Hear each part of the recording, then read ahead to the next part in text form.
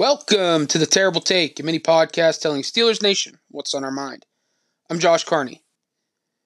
If you needed any indication that we're all getting very, very old, you just need to look around the changing NFL landscape.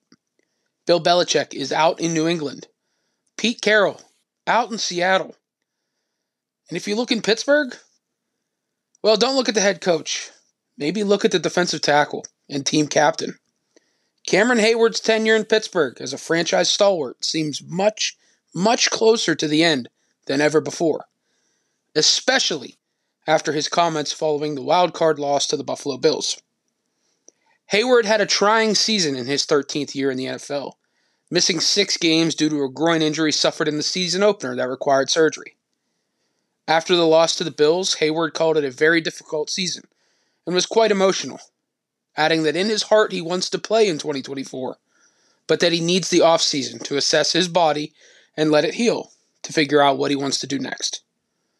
Of course, there's also the questions about his contract situation, considering he's owed more than $16 million in 2024 and has a cap hit over $22 million in the same season.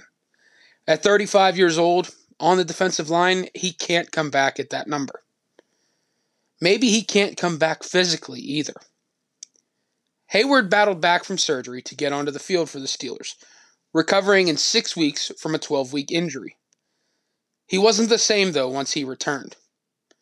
Maybe the offseason will do wonders for him, allowing him to rest and heal up for one final season with the Steelers. There's a possibility, though, that might not happen, which makes this potentially being the end of the Heyward era in Pittsburgh one that is hard to fully grasp and comprehend. Since 2011, he's been a steady presence for the Steelers, taking over as a starter full-time in 2023. Since then, Heyward has been one of the faces and one of the strongest voices for the Steelers. It's hard to imagine the franchise without Heyward there. But quite honestly, we are very close to that time coming. That's a shame. Hopefully he's got one more year left in him and can go out on his own terms, rather than his body failing him like it did this season. Heyward, a multi-time Walter Payton Man of the Year award nominee, deserves much better. Hopefully he gets that in 2024.